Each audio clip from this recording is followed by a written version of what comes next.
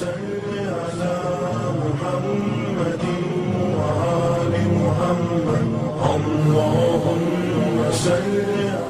اللہ الرحمن الرحیم نحمده ونصلی ونسلم علی رسولہ الکریم اما بعد فاعوذ باللہ من الشیطان الرجیم بسم اللہ الرحمن الرحیم صلی اللہ علی النبی الأمی وآلہ وصحبہ وبارک وسلم۔ معزز و محتشم سامعین و حاضرین، آج میں آپ کے سامنے والدین کی عظمت اور شان کے حوالے سے کچھ معروضات گوش گزار کروں گا۔ دعا کیا کرو کہ اللہ تبارک و تعالی مجھے اور آپ سب کو حق کو سچ بیان کرنے کی توفیق عطا فرمائے اور اس کے بعد اس کی تعلیمات پہ عمل پیرا ہونے کی توفیق عطا فرمائے۔ معزز و محتشم سامعین و حاضرین، ماں جب بولتی ہے تو اس کے لہجے میں جبرائیل بولتا ہے۔ ماں جب مسکراتی ہے تو لگتا ہے کہ جنت کی ساری کلیاں کھل اٹھی ہیں۔ اللہ کے محبوب دانے غیوب منزہ عن العیوب صلی اللہ علیہ وآلہ وسلم کی خدمت میں ایک شخص حاضر ہوا اور اس نے حضور کی بارگاہ میں شکایت کی، اور وہ یہ تھی کہ میرا بیٹا مجھے اپنی چیزوں کو ہاتھ نہیں لگانے دیتا۔ آقا کریم علیہ السلام نے اسے بلایا اور فرمایا کہ تیرا باپ شکایت کر رہا ہے۔ تو اس نے کہا کہ حضور اس کی عمر ایسی ہو گئی ہے تو یہ چیزیں خراب کر دیتا ہے۔ میرے اور آپ کے کریم آقا لجپال آقا صلی اللہ تعالی علیہ وآلہ وسلم نے ارشاد فرمایا، ایک دن وہ تھا، ایک وقت وہ تھا کہ تو اس کی چیزیں خراب کرتا تھا اور یہ تجھے چیزیں لے کر دیتا تھا۔ آج اس کی عمر ایسی ہو گئی ہے کہ اس کا ہاتھ لگانے سے تجھے تکلیف ہوتی ہے۔ وہ وقت یاد کر جب تو چیزیں خراب کرتا تھا، تو جب چیز خراب ہو جاتی تھی تو تیرا باپ تمہیں دوبارہ لے کے دیتا تھا۔ اللہ اکبر۔ تو حضور نبی کریم صلی اللہ علیہ وآلہ وسلم کے چشمان مبارک سے آنسو نکل آئے۔ آپ نے محبت بھرے لہجے کے اندر یہ لفظ ارشاد فرمائے، انت و مالک لابیک، فرمایا تو بھی اور تیرا مال بھی تیرے باپ کا۔ انت و مالک لابیک، فرمایا تو بھی اور تیرا مال بھی تیرے باپ کا ہے۔ یعنی وہ باپ جس نے تیری پرورش کی اور پرورش کرنے کے بعد تجھے بڑا کیا، بڑا کرنے کے بعد تیرے اوپر روشنی ڈالی کہ میں اس کو دنیا اور دین کی تعلیم دلواؤں۔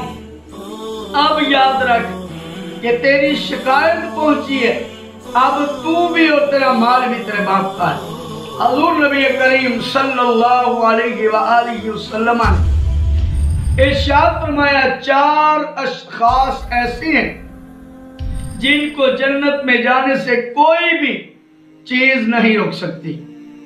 نمبر ایک، جو والدین کے ساتھ اس نے سلوک کرتا ہے، یعنی اچھا برتاؤ کرتا ہے اور ان کی ہر غمی و خوشی کا خیال رکھتا ہے۔ دوسرا، وہ شخص جس کی اولاد زیادہ ہے اور ذرائع آمدنی کم ہے۔ ظاہری بات ہے کہ اولاد کم ہو اور ذرائع آمدنی کم ہو تو تکالیف آتی ہیں، پریشانیاں آتی ہیں، مصیبتیں بھی آتی ہیں، لیکن وہ اپنی اولاد کے پیٹ میں لقمہ حرام جانے نہیں دیتا۔